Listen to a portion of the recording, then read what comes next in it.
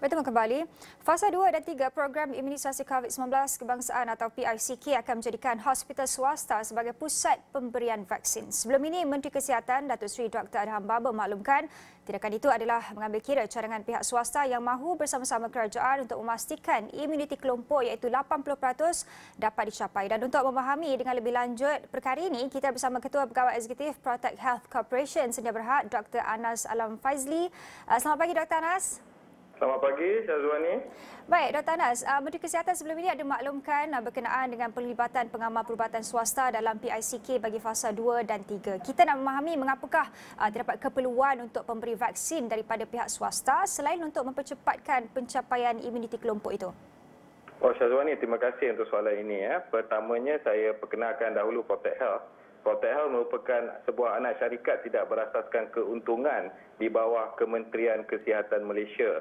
Protect Health antara tujuan ditubuhkan adalah untuk memperkasa jalinan awam dan swasta. Jadi untuk PICK fasa 2 dan 3 ni, mengapa kerajaan melibatkan swasta adalah seperti yang Syazwani maklum ya. Pemberi vaksin bukanlah kerja hakiki Kementerian Kesihatan dan mereka banyak tugas-tugas yang lain. Jadi apabila kita melibatkan pihak swasta, ia adalah memberi penambahan kepada fasiliti di mana kita dapat menggembeling tenaga antara awam dan swasta untuk memberi capaian yang lebih kepada vaksinasi. Malah penglibatan klinik swasta ini akan dapat meningkatkan vaksin confidence kerana seperti yang mungkin Syazwani tahu, ada hubungan erat di antara GP-GP dengan pesakit-pesakit mereka, hubungan yang telah dibentuk setelah lama dan banyak tahun mereka bekerjasama. Ramai mereka yang pergi ke GP tertentu dan menjadikan GP tersebut sebagai GP keluarga yang pergi ke sana daripada kecil hingga ke besar. Jadi kita mahu gunakan hubungan ini untuk meningkatkan vaksin confidence dan juga menambah capaian fasiliti swasta dan kerajaan untuk memberi vaksin. Dr. Anas, ini juga antara yang menjadi persoalan utama yang mana dengan pelibatan pengamal perubatan swasta ini, adakah rakyat perlu bayar untuk mendapatkan vaksinasi di hospital dan juga di klinik swasta? Oh, Syazwani, seperti yang diumumkan oleh YB Menteri Kesihatan pada 8 Mac melibatkan pengamal perubatan swasta, kita berpegang kepada konsep vaksin equity di mana kita mahu memberikan vaksin secara percuma kepada semua rakyat, dan this is berdasarkan berlandaskan principle of justice, dan semua penduduk Malaysia tidak perlu membayar apabila mendapatkan vaksin walaupun daripada fasiliti swasta, sama ada klinik swasta ataupun hospital swasta. Dr. Anas, bagaimana caranya untuk klinik swasta dan juga hospital swasta untuk terlibat dalam PICK ini, dan mungkin Dr. Anas boleh kongsikan dengan kami berapa agaknya hospital dan juga klinik swasta yang telah berdaftar setakat ini? Okey, klinik swasta kita telah umumkan penglibatan mereka daripada 8 Mac 2021 dan mereka perlu mendaftar di laman web Protect Health, protecthealth.com.my. Selepas mereka mendaftar, Syazwani, kita akan adakan taklimat dengan semua GP yang telah berdaftar, dan selepas taklimat itu kita akan adakan latihan yang terperinci dan menyeluruh bersama tenaga daripada Protect Health dan juga tenaga daripada KKM serta NPRA daripada semua bahagian yang perlu, bahagian kawalan penyakit, bahagian pendidikan kesihatan keluarga, farmasi dan NPRA.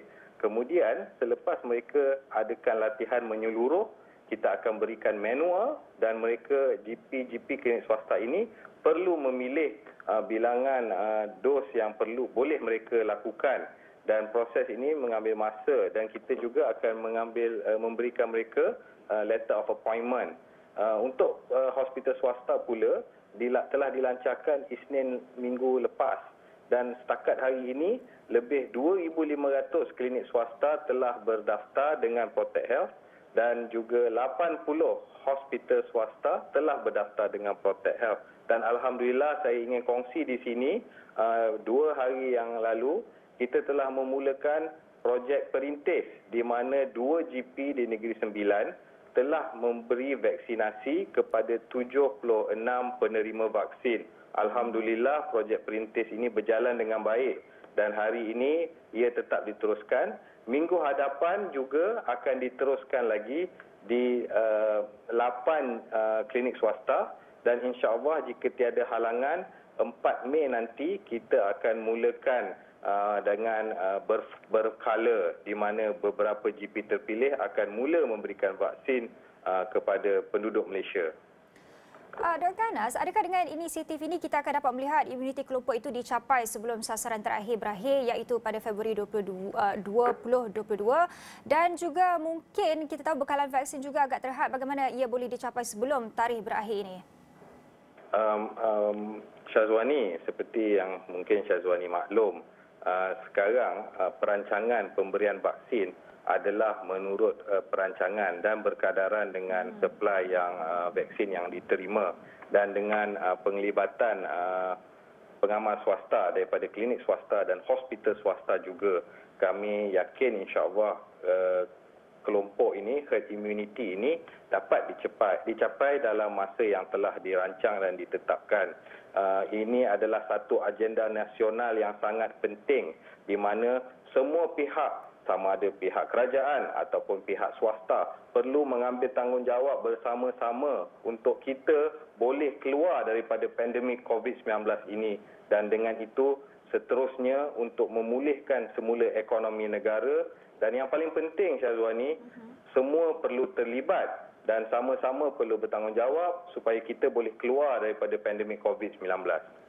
Dr. Anas, sebelum kita berakhir secara ringkas, mungkin kita juga nak memahami sejauh mana agaknya kelulusan buat hospital swasta untuk dibenarkan memperoleh sendiri bekalan vaksin itu, terutamanya untuk petugas barisan hadapan ekonomi dan juga orang awam yang mungkin memerlukan vaksinasi awal bagi tujuan tertentu. Saya difahamkan tiada halangan daripada pihak kerajaan bagi pihak swasta untuk mendapatkan vaksin sendiri.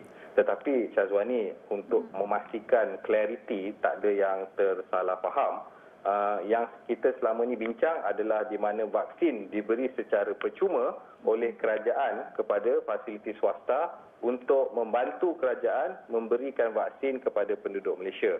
Isu fasiliti swasta ingin membeli vaksin sendiri telah dibenarkan oleh kerajaan, tetapi yang saya faham ini juga adalah isu geopolitik yang melibatkan negara-negara lain, dan saya tidak pasti bagaimana ini akan boleh dilaksanakan, tapi saya dimaklumkan tidak lama lagi perkara ini akan berjalan dengan lancar.